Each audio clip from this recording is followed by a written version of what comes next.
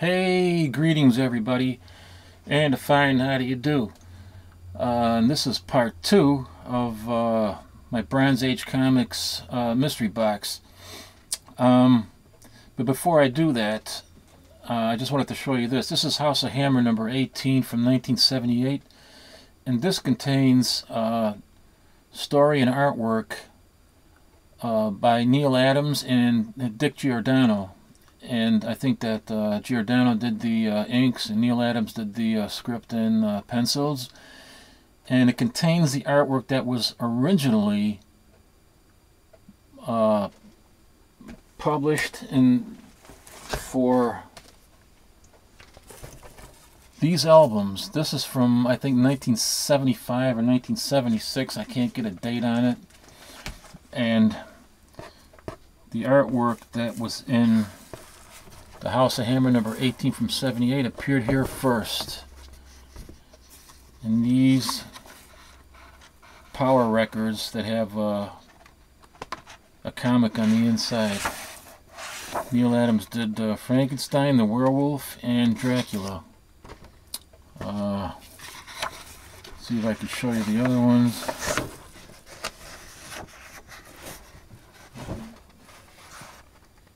Werewolf.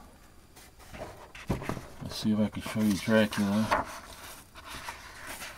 I think I showed you these before, but never.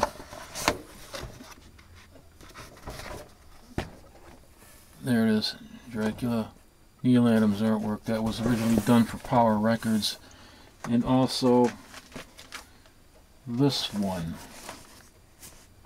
They came out, I guess, with several different albums that contain the same artwork that was later reprinted in the House of Hammer number 18, a British magazine.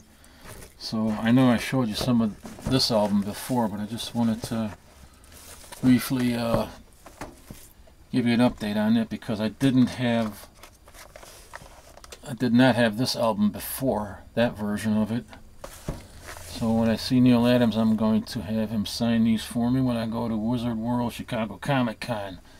Now that I showed you these, and I forgot, I did mention the guy who made me aware of these in a previous video, but now I forgot his name again, and you'll have to excuse me for that, whoever you are. But I will mention him the next time again. So, a great YouTuber, even though I can't remember his damn name, but if it wasn't for him, I wouldn't have known about this. I mean, I always had, what is it, excuse me, I always had this album for a long time, but couldn't figure out who. I suspected Neil Adams, but really couldn't figure it out until the guy, turned me on to some information here. So, let me get rid of this. I'm back. And get rid of this. And put that up there. Getting excited. Show you what's in here. So, this is part 2. Alright, where did I leave off? Last time I left off with, I have a new box where I'm putting everything in.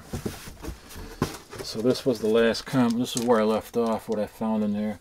And I still haven't rebagged or bordered any of this stuff. This is Marvel Spotlight number 28. That's where I left off. And this was the first solo appearance of the Moon Knight.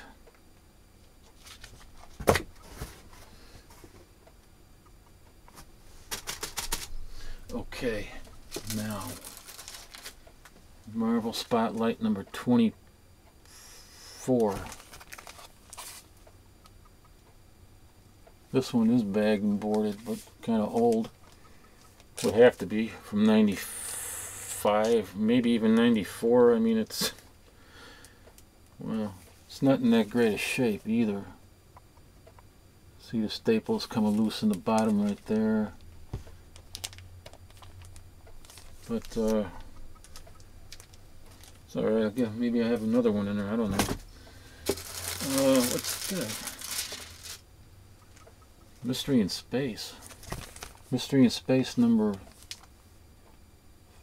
114. I wonder why that's in there. I have no idea. You know, back in 95, around that time when I was separated, you know, and trying to, you know, rent out my basement apartment and secure a loan from the bank so I can buy the house so she can move and go to Florida, whatever she wanted to do. I was under a lot of stress, and I had all these books in my basement apartment, and I had to move them out of there, not only just because I wanted to rent it, but because I thought somebody was stealing stuff from me too. So instead of changing 4 locks, I put them into the storage, huge storage and utility room that I also doubled as an office. I had a lot of space in there, so everything was crammed in there for the longest time, for years, for like 20 years, and I've been bringing stuff over here since I bought this house in 2005. Slowly bringing stuff over here. And 2.5, 3, well, about 3 months ago, I discovered this box. I thought it was a long box, but it was a short box. And so now I'm bringing it here for the first, showing you all this here for the first time in almost 20 years. I thought it was like 16, but it turns out to be about 20 now that I think about it. Look at this thing. Ghost Rider number 1. First Ghost Rider in his own series. And look at, it's all just kind of embarrassing, man. Look at what it is. There's the bag. These are my lights, which I bought a lot of back in the 80s. Wow. I must have been in a real big hurry to do this. Anyway, this is a pretty nice copy here, actually, considering.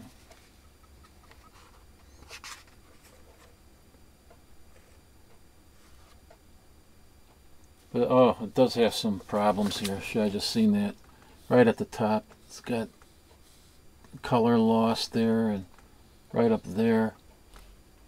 And it looks like that's from, you can see it up here too. That looks like it's from a printer's overspray, distributor overspray. Took the color right off the front cover, man, wow. That's too bad. Anyway, it's still a pretty nice book though.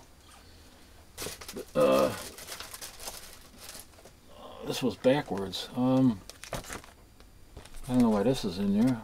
Tales to Astonish. I got a Silver Age book in there. I think I already have a copy of this. This has got to be my second or third copy. 91, The Abomination and the Hulk. And it looks like,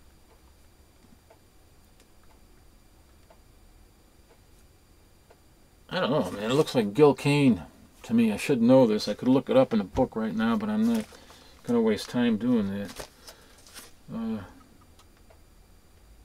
Doesn't look like Kirby.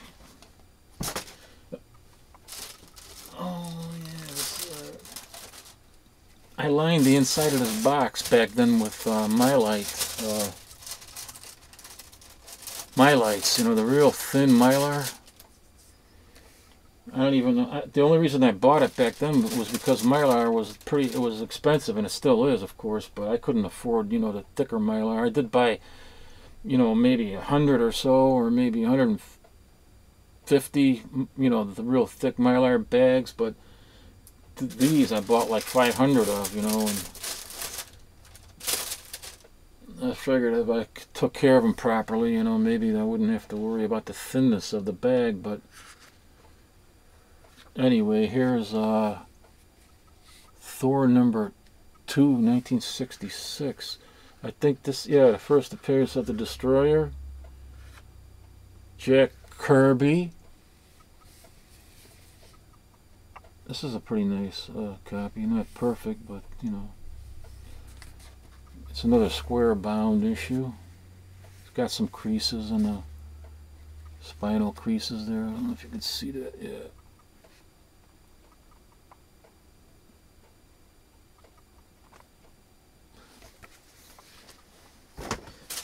Another one. Oh, another Ghost Rider #2. Oh shit, I didn't know I had 2 copies of this. I think I just showed one in the first video. This is the first appearance of Son of Satan, Damien Hellstrom. This also's got some spinal creases, so it's not the greatest shape, but wow, it's pretty still nice. Off-white pages. These were probably all originally when I put them in there, and probably had white pages. But if I hadn't lined this box with Mylar, I think it would have been a lot worse.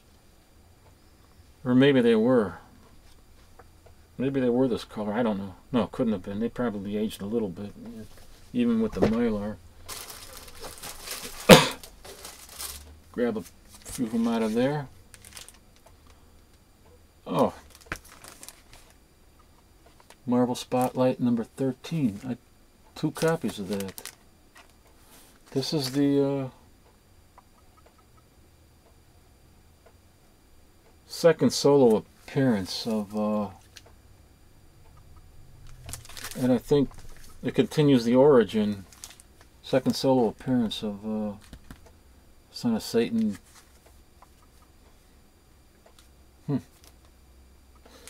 I think it continues the origin from 12 or something, I don't know. Marvel Spotlight #7. Ooh, this is an old bag. Wow, shit.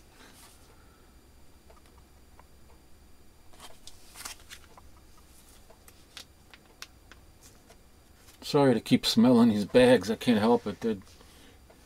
It's just like smelling the paper on the inside of the comic book, you know, it has a certain odor to it and you can't help yourself. Mike Ploog cover. Another great artist, man, Michael Ploog. I don't know, some people pronounce it Ploog, and the others pronounce it Plog. It's probably Ploog. Marvel Spotlight #6. Oh, another horrible old bag. Man, I gotta get rid of these old bags. I got no use for old bags.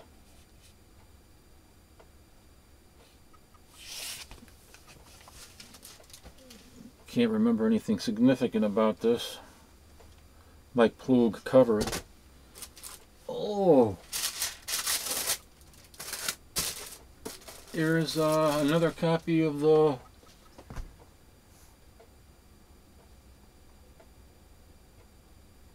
no, this is not okay. I have a copy of this. This is another copy of the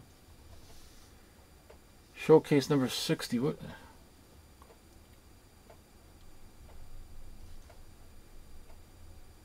Ah, this is the first appearance. I mean, is it?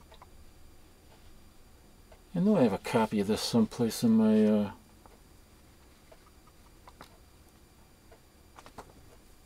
yeah, this is the first Silver Age appearance of the Spectre. First Silver Age appearance of the Spectre, but it's not in the greatest shape there. And I have a copy of this because I was going through my DCs not too long ago, and I found one of these in a pile of DCs that I was going through, amongst a bunch of other things that I'm going to show you in another video. So that's cool. I've got another copy.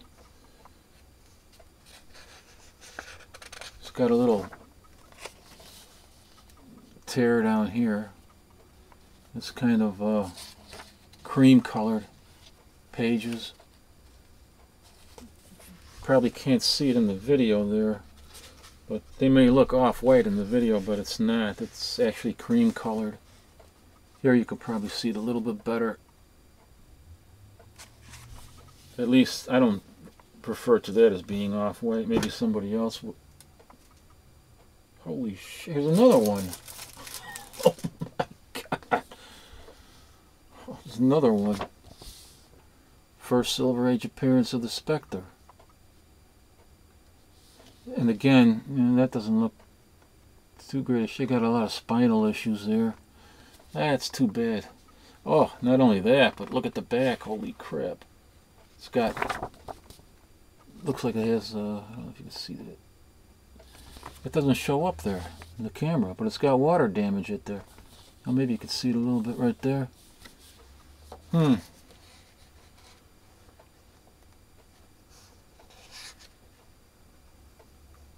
Yeah, even here, right on the first page, you see that water damage around the top there.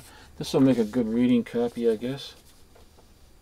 Not bad. I mean, I'd like to read this again. So that's 3 copies I got of that. I don't think those are worth, or you know, a real lot of money. I could look in the guide, but I don't want to waste any time.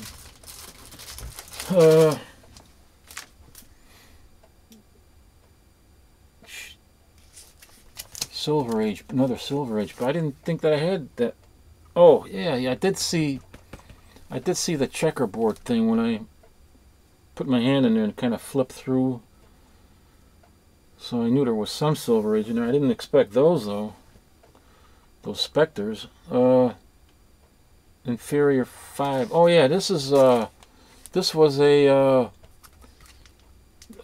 parody of all these different groups, the Avengers, I think, and maybe the Justice League, and in some of the issues, I think they parodied the X-Men or something. So this is the first appearance of the Inferior 5, I believe. Wait a minute, what is it? This is showcase number 60. This is showcase number 62. I think that's the first appearance of the Inferior 5.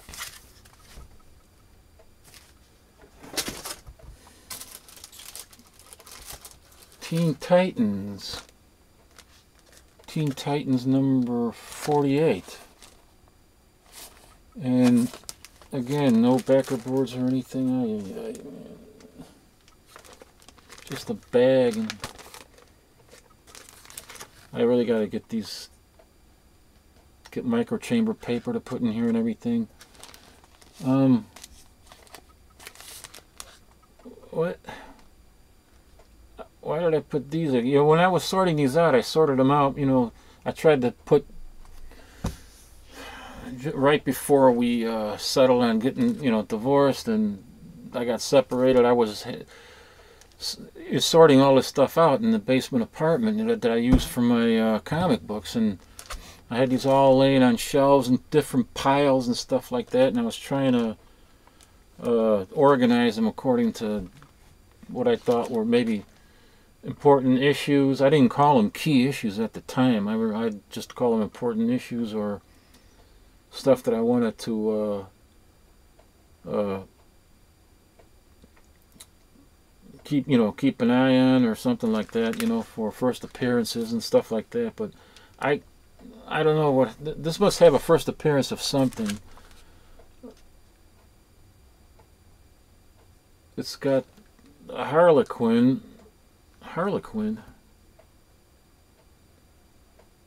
Oh, this is well, yeah, I'm all confused now, man. This is the... I wouldn't have packed this away because of the Harlequin, because this was a 95, roughly 94, 95, and Harlequin didn't appear until sometime later, so I don't know what I noticed this has to have the first appearance of something, somebody, some character or something. I think she was the Joker's daughter. That's what this is. And now she's Two-Face's daughter. I'm confused. I don't know.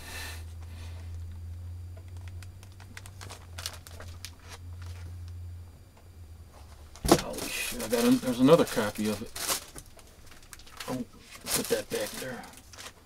There's another copy of that. So bear with me for a minute. I got to look this up now.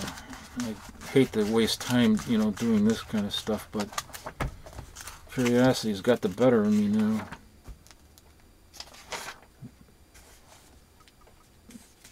I got a pretty near complete run of the Teen Titans, so I must have this.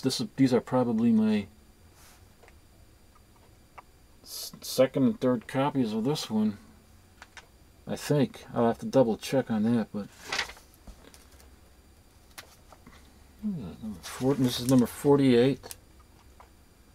Oh shit! Come on, where am I? 48. Oh, it says here in the price guide, intro, first appearance of the Bumblebee. And Joker's daughter becomes Harlequin. The Joker's daughter becomes Harlequin.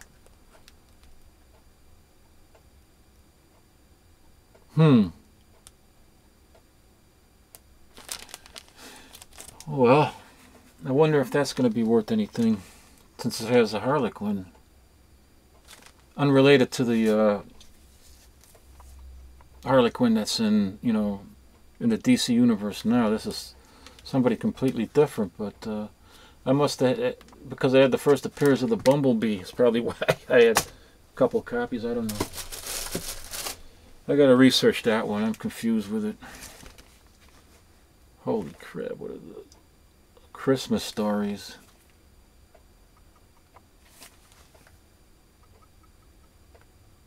Walt Scott, it says 1959 on the cover. Look at this backer board in here. This is a weird, it looks kind of like, excuse me. This backer board looks kind of like remember you guys out there, if you ever bought a dress shirt back in the day, maybe Tom knows this, you ever buy a dress shirt, they used to have these boards like this that they would put into the shirt to keep it, you know, kind of flat and straight. I think that's what this is. You can't see it here, but it's all rough gray on this side and it's white here, but probably can't see it on the camera. And I think it ruined this book. I think it ruined the back of this book. I don't know what, I should have not even had a board in it. Oh, here's another Inferior 5, number 65. Oh, here's what I'm talking about. I got a notes in the back too. X-Men parody. Yeah, see, there's Hank Pym, the Beast, right there. There's, holy shit. There's Bobby. The Iceman cometh. He's in school. He's all frozen up. And I think this is supposed to be the Angel. He's on a perch. And there's a little box of bird feed over bird feed over there. Holy shit. Oh man, I have to read this. It's funny just looking at that cover. It's hilarious. The Inferior 5. This would make a great movie, you know, if they ever run out of ideas for superhero movies, make one that's kind of comical. This would be perfect, the Inferior 5, man. Holy shit, another one? Lord have mercy. I don't believe this, man. Here's another copy of 60. And this is a nicer copy, though, too. This is even better than the one that I got in my collection in the back. First appearance of the Silver Age Spectre. And for some reason I put a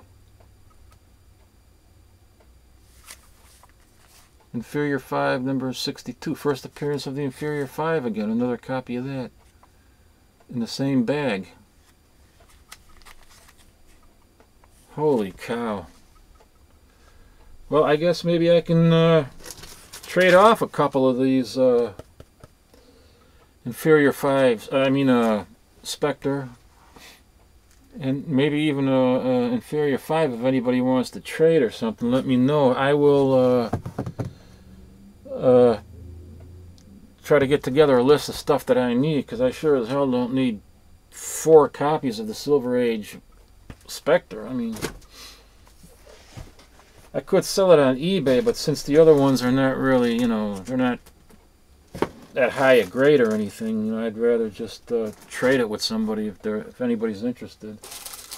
And oh man, here's another copy of 62. Inferior 5, 62. This the first appearance of the Inferior 5.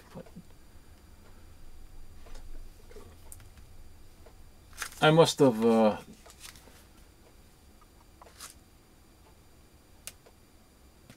thought this was because it's such a parody of all the other Marvel characters. I thought that maybe this would be a cool issue to have doubles of or something. I don't know. I can't remember, but there's another copy of that. Inferior 5, number 63. This obvious parody of the Hulk. A Hulk parody. Man, I love these checkerboard racing banners across the top. Almost tells you that it's from 1966. Oh, Brother Power the Geek. Oh my God. Holy crap. This is the worst one yet, man. I mean the worst bag. The worst bag. This is I remember this, Brother Power the Geek. This was Joe Simon did, I think, he wrote it. He did the cover, his name is there, and he did the interiors. I think this was his attempt to, this was so weird. This has got to be one of the most bizarre characters ever imagined in comics. He was some kind of a mannequin or try to remember if I remember it right.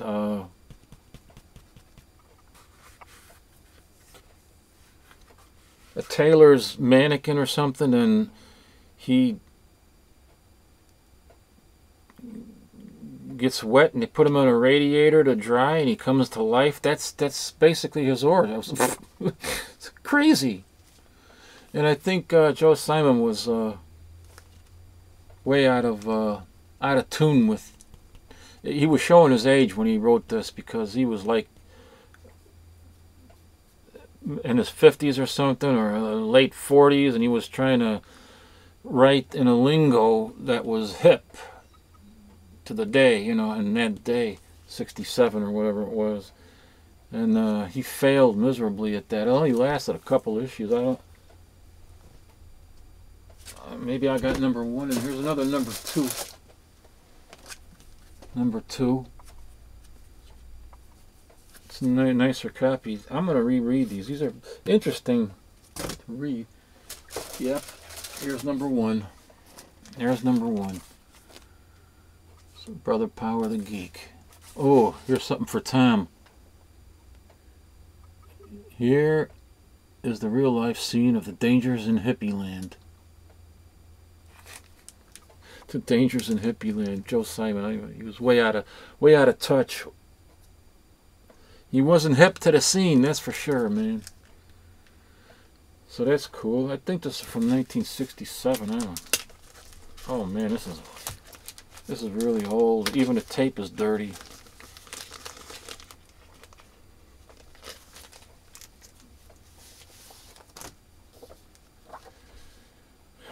Let's see, 60, no, I was wrong, 1968.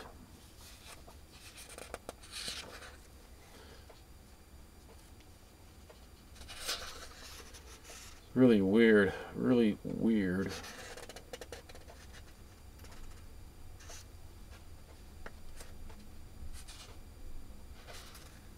Yeah, it's really strange, man, but anyway.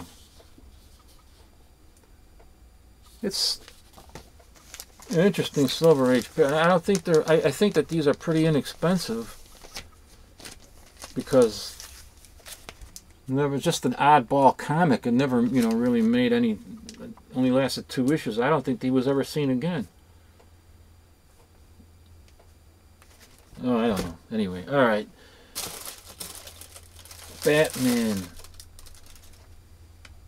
Batman 258? 258?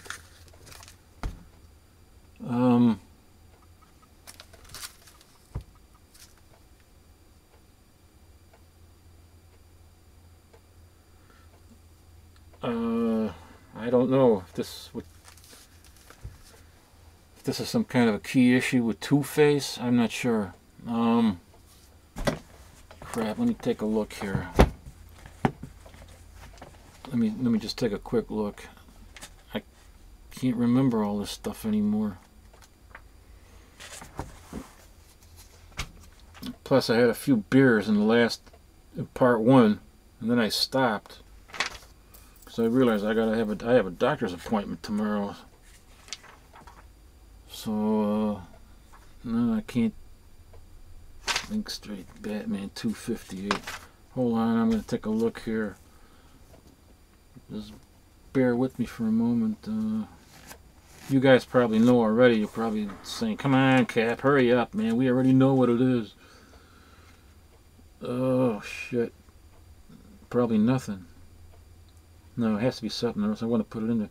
Oh, 258. First mention. The first mention of Arkham Asylum. No, it was called Hospital, renamed Arkham Asylum. What? First mention of Arkham Asylum?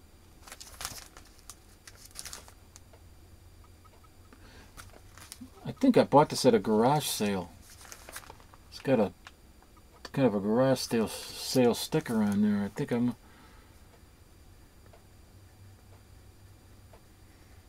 I don't know. I have no idea. And what is this? I think this is going to be the last one. Oh, it's got a few issues in here. Batman and the Outsiders. First issue of Batman and the Outsiders.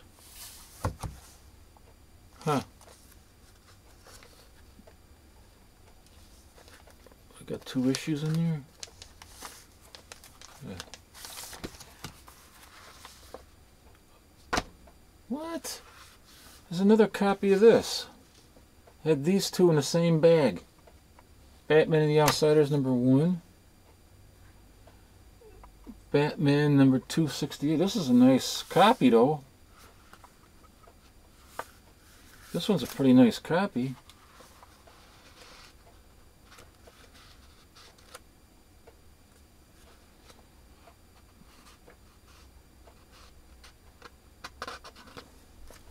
Holy cow. Oh, you know what? I probably was, like I was telling you, I was in a hurry, I was putting stuff in here and just lining the inside with my lights, and maybe I bagging 2 things, 2 comics into 1 bag and stuff like that. I was a nervous wreck. It was a really tumultuous time. I don't think this is the first appearance of Batman and the Outsiders. What is his first appearance?